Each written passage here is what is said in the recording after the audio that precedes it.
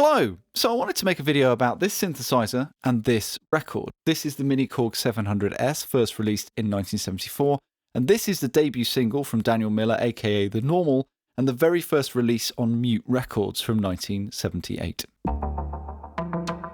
So Daniel Miller obtained his first ever synthesizer, a miniKORG 700S, from Macari's Music, who had a branch on the Charing Cross Road in 1977. It was 200 quid, which is the equivalent of about 1100 quid in today's money, so whilst that's obviously not cheap, in the context of the time when at the start of the decade it had been completely out of the question that an average musician could own a synthesizer, to reach a point where a fledgling young musician could get hold of a second-hand synth at that kind of price was a revelation, and really this was the beginning of a new era of electronic music in Britain. Daniel also bought a TEAC 2340 reel-to-reel, and along with a microphone and a space echo that he hired for one day, this is all the equipment he had to record his debut single in his bedroom at home. The A-side was T.V.O.D, but it's actually the B-side, Warm Leatherette, that's become more of a cult classic. This was heavily inspired by the infamous novel Crash by J.G. Ballard that was published in 1973. Having finished his single and got some pressings, he took it round independent record stores to see if any of them would be interested, and Rough Trade Records saw the potential and agreed to distribute it. He needed to come up with a name for his bedroom record label, and he was working as an assistant film editor at the time, and he used to get cans of film with no audio that were labelled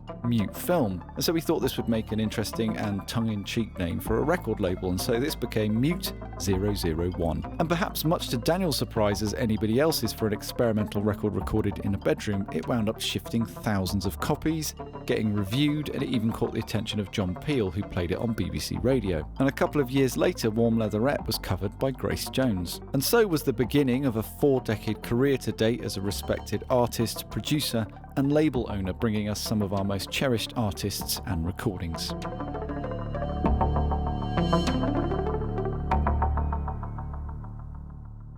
So I thought it might be interesting to look broadly at what Daniel Miller did. So let's start with the bass line, if you can call it that. It's just one note, and it's supposed to represent the kind of perpetual motion of travelling down a highway with buildings coming past you.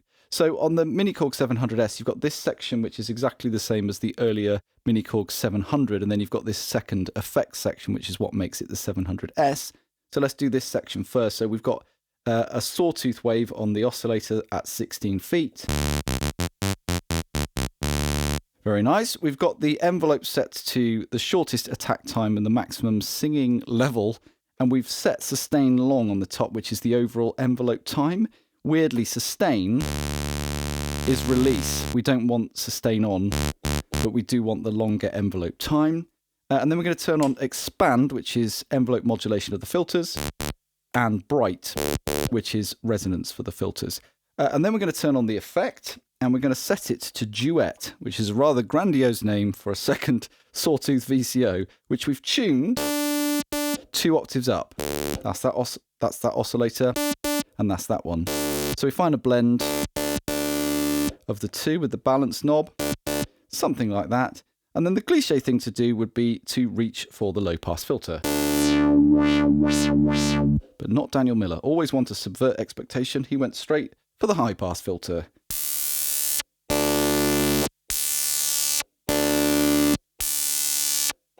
And you're pulling it up to about 6 or 7 here. And 2 things are happening. One, you've got the human input, and 2, you've got the envelope modulation, the expand. So if I turn that off,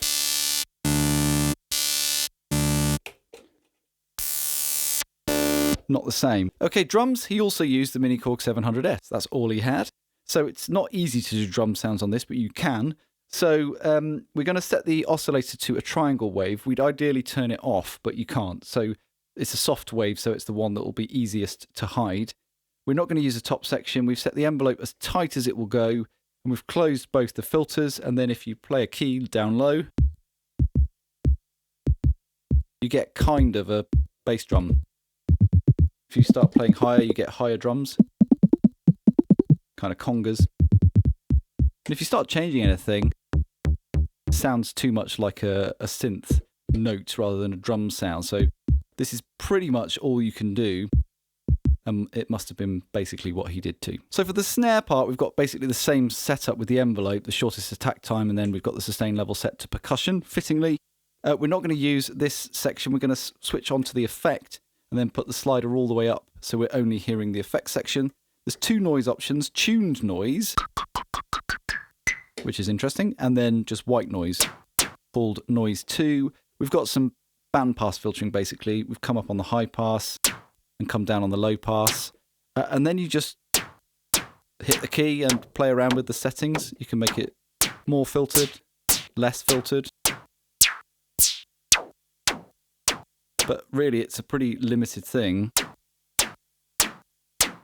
Something like that. And then he must have just had to sit there and finger drum the snare part for the entire song. What a hero. So this last sound is slightly kicking my butt because it's to do with the pitch relationship between the 2 oscillators as they meet in the ring modulator, and that relationship is quite obscured by the bass line, which is really loud in the mix, understandably so. So this is roughly what he's doing. So we've got a sawtooth wave at 4 feet, we've got some bandpass filtering, and we've got portamento active. As you can hear, we then turn on the effect, and we've got that set to ring modulator option 1, and you can hear that ring modulation, and it's, you know, what is the pitch relationship? It's somewhere in there. You could spend all afternoon trying to find out what it is, but it's, you know, something like that. And then the last thing is they've got travel vibrato active, which is LFO modulation of the filters. In fact, travel vibrato would make a great name for a holiday company, wouldn't it? Travel vibrato, atoll protected. And you can hear that filter modulation. And it's something like that. I know it's not exactly that, but that's broadly the idea. So there we go. T.V.O.D. and Warm Leatherette by The Normal, and how it was made possible with the miniKORG 700S. I hope you found that interesting. If you like the sound of the miniKORG 700S, I've made a little sample pack. Sounds like this.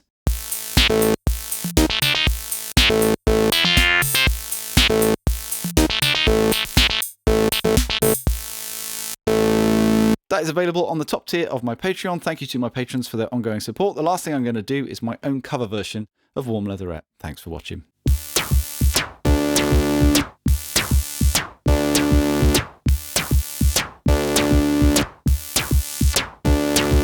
Warm Leatherette.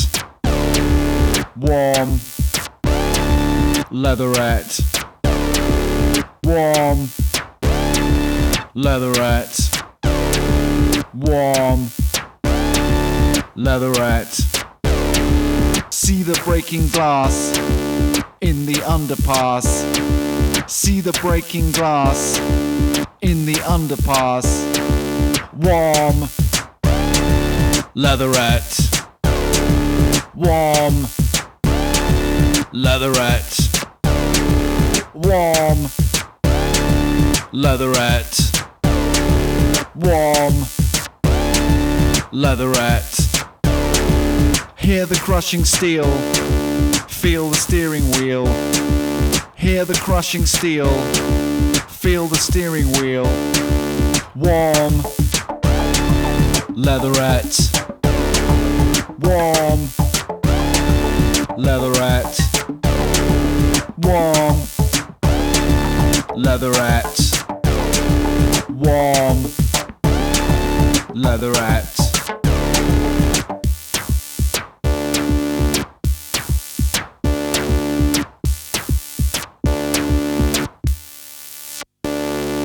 Warm Leatherette. Warm Leatherette.